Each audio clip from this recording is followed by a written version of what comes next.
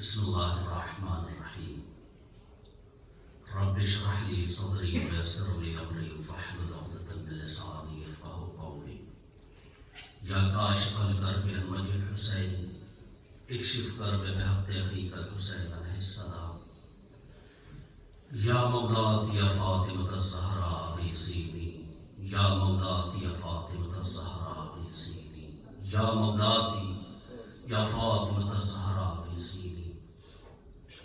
اعوذ باللہ من الشیطان الرجیم. بسم اللہ الرحمن الرحیم. اللہم کل ولیک الحجۃ ابن الحسن صلواتک علیہ وعلی آبائہ فی ہذہ الساعۃ وفی کل ساعۃ ولی محافظ وقائد وناصرہ ودلیل معین حتی تسکنہ ارضک طوعا وتمتعہ فیہا طویلا.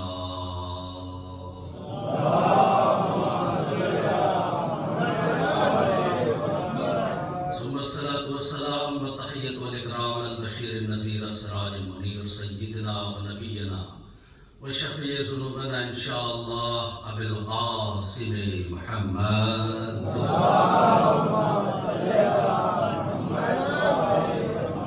قال الله تبارك وتعالى في كتابه الكريم وهو أصدق الصادقين وقوله الحق. بسم الله الرحمن الرحيم. كل نفس ذائقة الموت. صلوات محمد.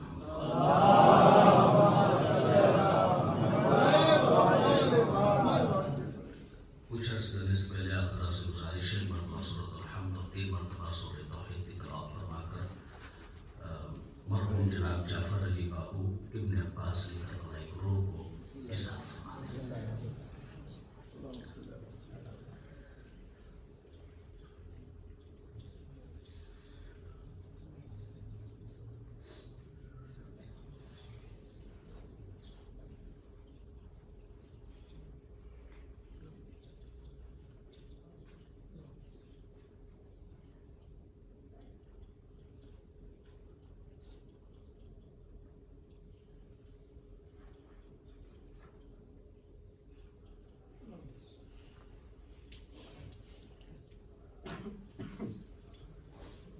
محمد وعلى محمد صلوات.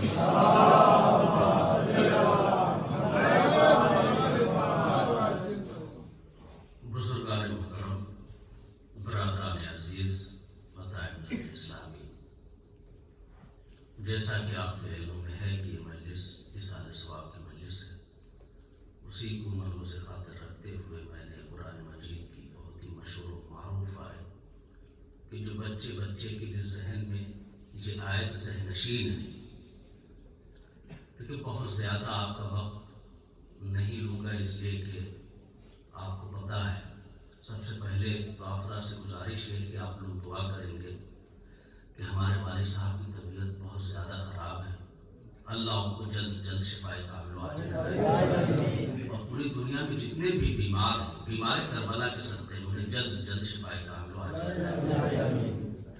تو اسی سال محترم بہت ہی مختصر وقت میں معذرت کے ساتھ بغیر کسی تمہید کے کہ اللہ قرآن مجید میں ارشاد فرما رہا ہے کہ کل نفس ذائقۃ الموت، ہر نفس کو موت کا ذائقہ چکھنا ہے.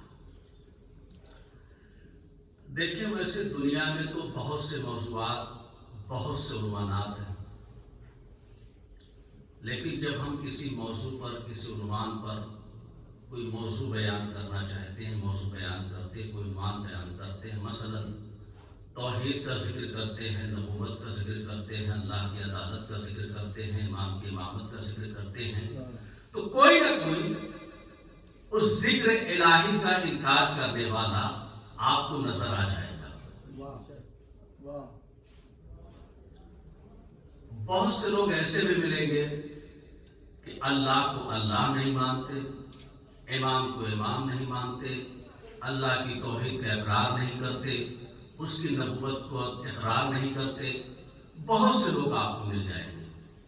لیکن عزیزان محترم، نہ ماننے والا کتنا بھی اللہ کو نہ مانے، نبی کو نہ مانے، آل محمد کو نہ مانے، لیکن موت ایک ایسا موضوع ہے، موت ایک ایسا موضوع ہے کہ انسان کو اس موت پر یقین ہے.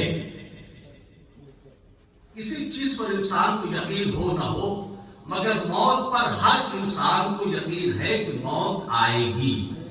اور ایسا بھی نہیں ہے کہ آپ نے سنا ہوگا کہ موت پہ ہم کو پہلے یقین تو نہیں تھا، مگر ایک آیت اللہ، ایک عالم دین کی میں نے مجلس سنی کہ انہوں نے موت کے ذکر میں ایسی ایسی باتیں کہیں کہ تب جا کے ہم کو موت پر یقین ہوا کہ موت بھی آنی ہے۔ اور ایسے بھی لوگ آپ کو نہیں ملیں گے کہ بھائی مجھے موت پر یقین نہیں تھا، میں نے کتابیں پڑھی تو کتابوں میں جب پڑھا تو دیکھا موت کے ہولناک منظر کو دیکھا، محشر کو دیکھا، تب مجھے جا کر موت پر یقین ہوا۔ ایسے بھی لوگ آپ کو نہیں ملیں گے۔ موت پر سب کو یقین ہے، اور موت ہے حق۔ توجہ رہے عزیزان محترم، ایک جملہ آپ کی سماعت کے حوالے کرنا چاہتا ہوں۔ موت ہے حق اور امام ہے برحق۔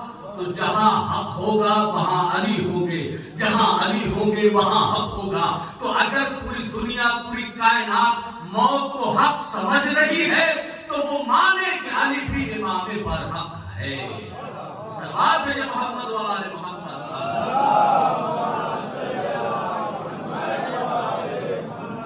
ہر شخص کو موت پر یقین ہے کہ موت آتی ہے، اور موت کے لیے ایسا بھی ہے، موت کہتے کسے ہیں؟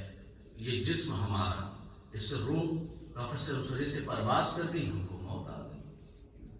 گویا کہ یوں کہہ دوں کہ ایک جسم بے جان ہے، روح اس کے اندر ہے نہیں، ایک جسم بے جان پڑی ہوئی۔ یقین موت کے لیے ایک جنازہ ہی بہت ہے، ایک میت ہی بہت ہے۔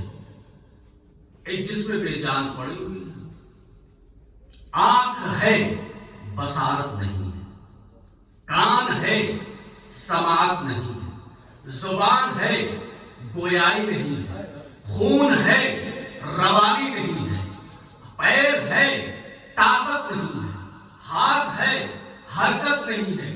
گویا کہ جسم بے جان پڑی ہوئی ہے، آنکھ ہے مگر دیکھ نہیں سکتی، کان ہے مگر سن نہیں سکتا، دل ہے مگر دھڑک نہیں سکتا، ہاتھ ہے مگر طاقت نہیں ہے، پیر ہے چل نہیں سکتا۔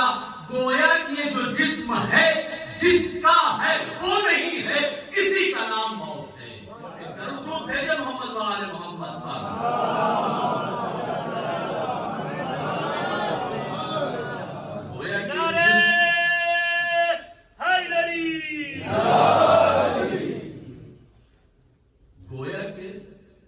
یہ جو جسم بے جان پڑا ہوا ہے، جس کا ہے وہ نہیں ہے، اسی کا نام موت۔ اچھا، اور قرآن مجید میں یہ بھی ارشاد ہو رہا ہے کہ تبارک الذی بیدہ الملک وہو علی کل شیء قدیر الذی خلق الموت والحیاۃ لیبلوکم ایکم احسن عملا۔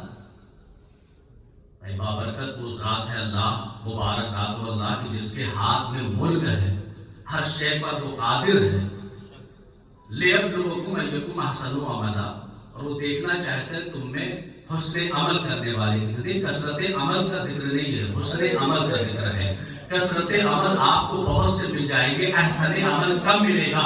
گویا کہ نگاہ خدمت، نگاہ قدرت، نگاہ خدا کوالٹی کو دیکھ رہی تھی، کوانٹٹی کو نہیں دیکھ رہی۔ درود بھیجے محمد و آل محمد پر۔ اللہ خلوص کو دیکھتا ہے۔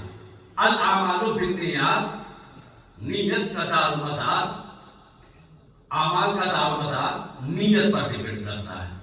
تو گویا کہ موت اور الموت والحیات، موت کے بعد بھی زندگی ہے۔ اچھا، جب موت کے بعد میں زندگی ہے تو یہ جو زندگی ہماری چل رہی ہے یہ کس لیے ہے؟ توجہ رہے ذرا محترم، اگر موت کے بعد حیات ہے تو یہ جو ہمارے سامنے یہ جو زندگی ہے یہ کس لیے ہے؟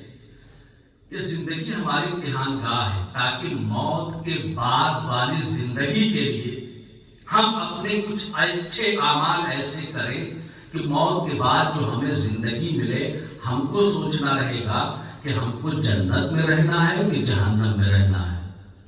یہ ہم کو سوچنا ہے جو ہماری زندگی چل رہی ہے، کہ موت کے بعد والی حیات ہمارے اوپر منحصر ہے، ہمارے اوپر ڈیپینڈ کرتا ہے کہ موت کے بعد جو ہمیں زندگی ملے گی وہ ہم کو جنت میں گزارنی ہے کہ جہنم میں گزارنی ہے۔ اچھا جب بات جنت اور جہنم کی آ گئی تو آپ کے ذہن میں یہ بات ہے کہ علی جنت و جہنم کی تقسیم کرنے والے ہیں. علم و معرفت کے لوگ بیٹھے ہوئے ہمارے سامنے بخوبی جانتے ہیں کہ علی تقسیم جنت و جہنم کرنے والے ہیں. دیکھیں اللہ نے جنت خلق کی ہے نا, اللہ نے نبی بنائے نا, لیکن یہاں پر عالم دین بیان کرتے ہیں کہ اللہ نے جہنم نہیں بنایا.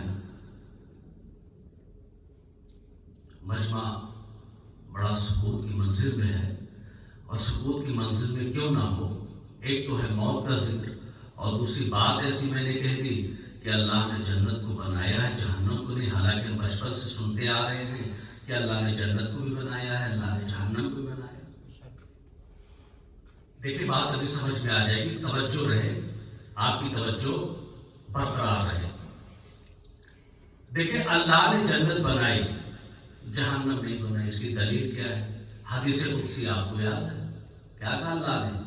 اے علی, اگر پوری کائنات تمہاری ولایت پر متفق ہو جاتی تو میں اللہ جہنم کو خلق ہی نہ کرتا.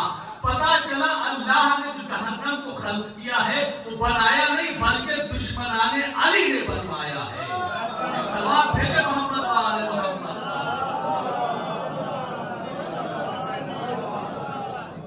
توجہ کیا آپ نے, یہ جو جہنم یہ دشمنان علی نے بنوایا.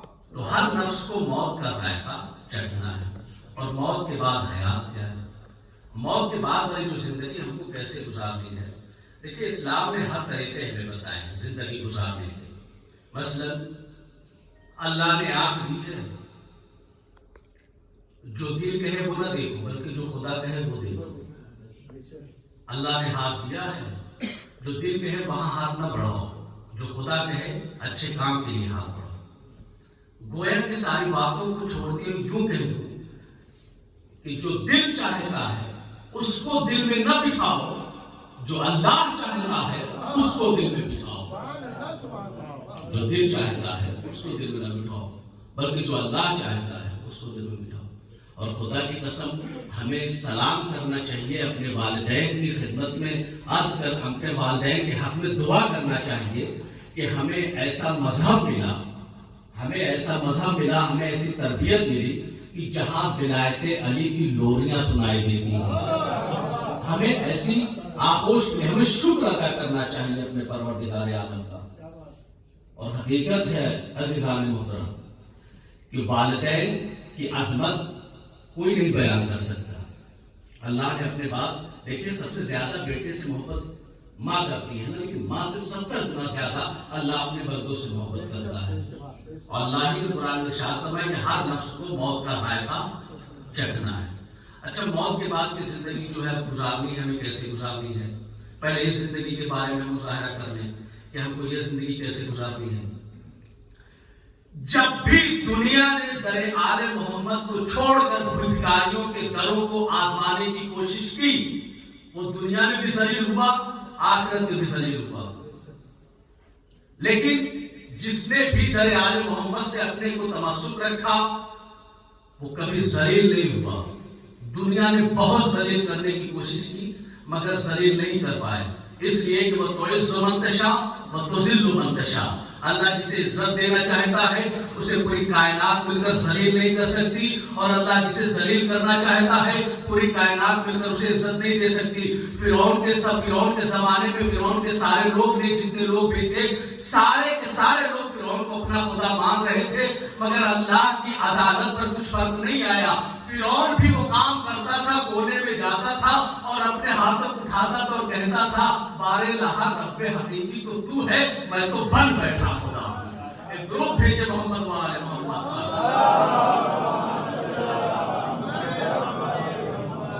تو ہر نفس کو موت کا ذائقہ چکھنا ہے, اور ہمیں موت سے ڈرنے کی ضرورت ہی نہیں ہے, اس لیے کہ موت تو بہانہ ہے امام سے ملاقات کرنے کا. موت تو بہانہ ہے امام سے ملاقات کرنے کا. اور جب سب کو پتا ہے کہ موت یقینی آنی ہے تو موت پر اتنا توجہ کیوں دی جا رہی ہے, موت پر اتنا توجہ کیوں دی جا رہی ہے کہ موت آئے گی, موت آئے گی, جب یقین ہے تو اتنا ذکر کی. موت ڈرانے کے لیے نہیں ہے، موت کسی کو خوف میں لانے کے لیے نہیں، بلکہ موت سوئے ہوئے ذہنوں کو جگانے کے لیے ہے. ایک درود بھیجے محمد و آل محمد پر.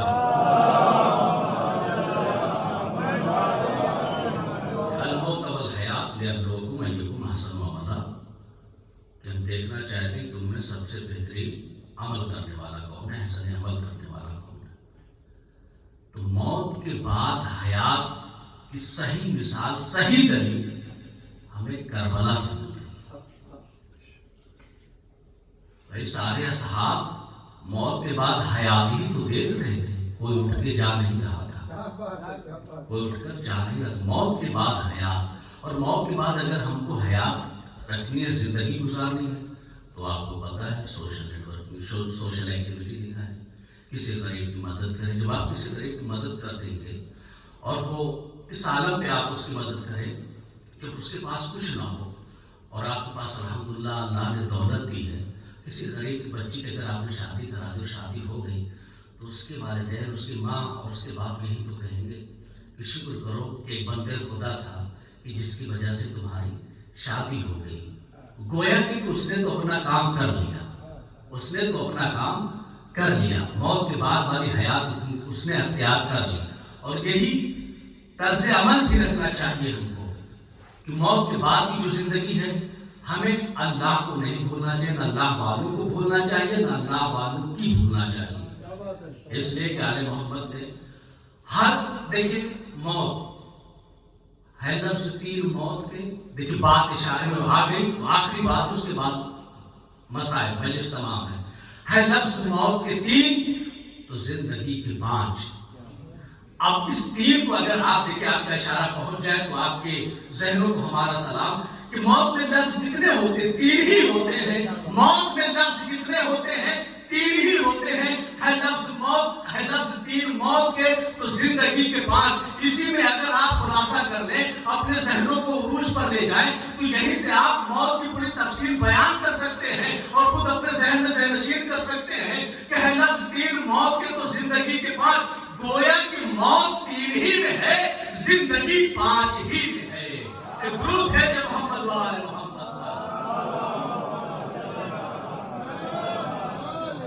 اور دشمنان اسلام نے یہی سمجھا، اچھا ہر دشمن نے ہر زمانے، ہر امام کے زمانے میں ہر دشمن نے یہی چاہا کہ امام کو موت کی طرف مرغوب کر دیں، لیکن ان کو پتا ہی نہیں کہ موت کا فرشتہ عزرائیل ملک الموت بھی اس وقت تک در زہرا کے اندر داخل نہیں ہو سکتا. در زہرا پر آتا ہے، اجازت لے کر اندر جاتا ہے. ان کو یہ پتا نہیں کہ جہاں سے موت و حیات ختم ہوئی ہے، وہ ہم ان اماموں کو موت کے گھاٹ اتار سکتے. گویا کہ وہی بات ہے کہ آسمان پر تھوکنے والے کا تھوک ہمیشہ اس کے چہرے پر ہی آتا ہے. بس عزیزان محترم، دیکھیں اپنے ہوتے ہیں اور اپنے نہ ہونے کا غم کوئی حسین سے پوچھے.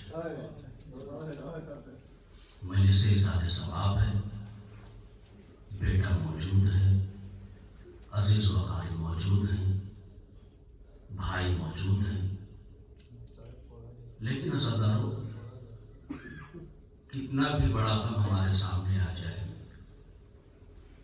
ہم اپنے غم کا مداوع کر ہی نہیں سکتے اگر ہمارے سامنے کربلا ہو. میں مرحوم کے بیٹے کے لیے ایک جملہ عرض کرنا چاہتا ہوں. الحمدللہ اتنا بڑا مجمع ہماری آنکھوں کے سامنے، اتنے لوگ کیوں آئے؟ شفقت دینے کے لیے.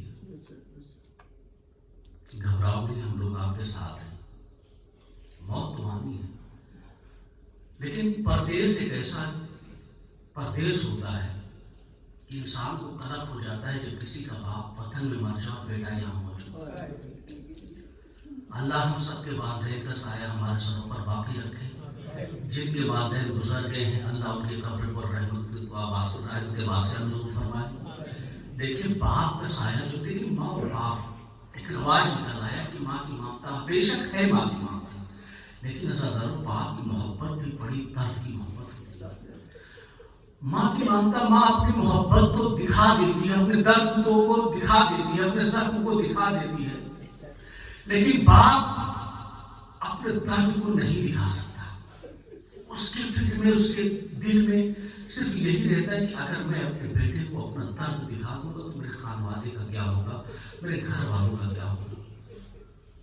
बहुत से आजाद यहाँ बैठे कि जिनके बाप का साया उनके सर से उठ गया, बखूबी जानते हैं। कद्र करें आजादारों, कद्र करें कि बाप की अजमत क्या होती, माँ की अजमत क्या होती है। गोया कि मैं मरहूम के बेटे के लिए इतना कहूंगा कि आप खुश नसीब हैं कि जब आपके बाप का जनाजा उठा तो लोग मौजूद थे ना, सारे चाहने वाले मौजूद थे ना, यहाँ पे लोग मौजूद हैं, अजीजों अकारीब मौजूद हैं, लोग शरीके गम हुए हैं।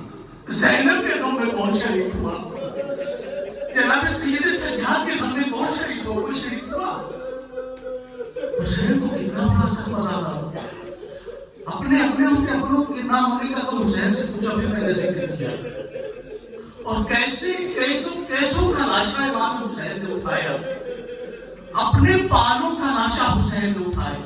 आपने देखा होगा 1 साल पहले का मंजर, याद नहीं आ रहा कहाँ के, कि एक ही दिन में सिर्फ 2 जनाजे निकले थे घर से, कोहराम बर्पा हो गए थे, इतने सारे लोग थे, जनाजा उठा नहीं जा रहा था। सलाम इमाम हुसैन पर एक दिन में 71 लाशें उठाए। अल्लाह, खुदा आपको कोई गम न दे सिवाय गम मसरूबे करबला पे, खुदा आपकी आवाजों पर रहमत नाज़िल फरमाए। जनाजा बड़ी शान शौकत से उठा होगा ना, यहाँ लोग शरीके गम है।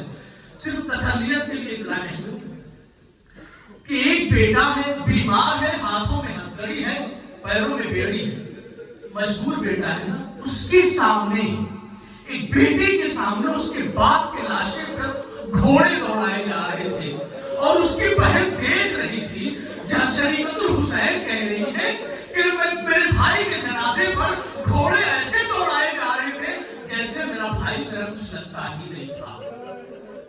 अल्लाह, कोई गम न दे सिवाय हमें मसरूबे करबला। वो हुसैन कैसे लाश उठाए, कभी शशमाह अल-असद का लाश उठाया, कभी अपने भतीजे कासिम के लाश के टुकड़े को, कभी अपने भतीजे कासिम के लाश के टुकड़े लेकर आए, कभी अपने भांजा और मोहम्मद का लाशा लेकर आए, कभी अपने जवान बेटे अली अकबर के कलेजे से बर्छी का फल खींचना बहुत मुश्किल है आजादारों। कह देना आसान है, मसाइब सुन लेना आसान है और मसाइब पढ़ देना आसान है, तसव्वुर करना बहुत मुश्किल है आजादारों। बाप हो और बाप के सामने जवान बेटा, बाप की बड़ी मिन्नतें होती हैं, बाप की बड़ी मिन्नतें होती हैं कि बेटा जवान होगा, सेहरा सजाएगा, बाप की बड़ी मिन्नतें होती है आजादारों। लेकिन वो हुसैन का करिया जवान अली अकबर की सीने से बर्छी का फल का निकालना आजादारों बड़ा मुश्किल का वक्त है। यहाँ पर एक मंजर खाका आपके सामने पेश करता हूँ, मजलिस अपने आखिरी मंजिल पर है। आजादारों, जब इमाम हुसैन अपने बेटे की लाश पर पहुंचे हैं ना, तो जालिमों ने अली अकबर से यही कहा था कि देखता हूँ तुम्हारे बाबा का सब्र कितना है, आज मैं देखना चाहता हूँ तुम्हारे बाबा का सब्र कितना है। आजादारों, जालिम इमाम का कितना सब्र देखते रहे, इमाम हुसैन कितना सब्र करते रहे। क्या कहा, जो इमाम जनाबे अली अकबर के कलेजे में जो नैसा मारा था आजादारों, नैसे की अली को अली अकबर के सीने में जब उसने मारा, सीने में उस नैसे की अली को तोड़ दिया था, उस नैसे की अली को तोड़ दिया था। कहा देखिए तुम्हारे बाप का सब्र कितना है। आजादारों, इमाम हुसैन, मैंने कहा ना कैसे लाशें उठाए इमाम हुसैन ने। अली अकबर का जब लाशा उठाया है ना इमाम हुसैन, तो आंखों की बिनाई चली गई। 2 जख्म इमाम हुसैन के बड़े दर्द के जख्म है, एक अली अकबर का सर, एक जनाबे अब्बास का सर। आजादारों, 2 जख्म बड़े ही इमाम हुसैन के दिल पर बड़े कर्ब के जख्म है आजादारों। चुनांचे जब इमाम हुसैन अलैहिस्सलाम आए हैं, बस जनाबे अब्बास के मसाइब पर मैं इसको खत्म करूंगा। जब जनाबे इमाम हुसैन अलैहिस्सलाम अली अकबर के लाशे पर आए हैं और क्या देखा, बेटा है, जवान बेटा है। और जब इमाम चल रहे थे ना, आप सुनते हैं कि इमाम हुसैन गिरते पड़ते कुछ आजादारों नहीं, इमाम हुसैन गिरते पड़ते अली अकबर की लाश पर नहीं पहुंचे। गोया के ज़मीने करबला इमाम के कदमों को पकड़ के कह रही थी, मौला न जाइए, जवान बेटे का मामला है, मौला बड़ा सख्त मामला है, मौला न जाइए। गोया के ज़मीने करबला इमाम के कदमों को पकड़ रही थी। जब इमाम पहुंचे हैं, क्या देखा, जवान बेटा है, सीने में बर्छी का फल है आजादारों। और जब जवान बेटे को देखा, बाप होता है गोया के सारे मसाइल छोड़ते हुए आपने उलमा ज़ाकिरीन से सुना है कि इमाम ने जब ज़ख्म अली अकबर में अपने हाथ को डाला है, या अली कहकर, अपने बाप का नाम लेकर, वो अली का नाम लेकर कि जिसने 2 उंगलियों से खैबर का घर उखाड़ा हो, वो अली का नाम लेकर जब ज़ख्म अली अकबर में अपने हाथ को डाला और कलेजे से जैसे कि अली को निकाला, खून का फव्वारा जारी हुआ, खून का फव्वारा जारी हुआ। असदारो सही बाप 3 दिन का भूखो प्यास लाशा कैसे उठता? यही तो कहा था ना इमाम ने, आखिरी मंजिल है इसके बाद असदारो, यही तो कहा था, ऐ बनी असद के बच्चों, मेरा सहारा दो, मुझे सहारा दो, जवान बेटे की मैयत उठ नहीं रही है। आपको मालूम है जवान बेटे की लाश कैसे मामला है? आपको पता है 2 सर अभी मैंने जिक्र किया, एक अली अकबर का सर, एक अब्बास का सर, इसी पे मजलिस तमाम है।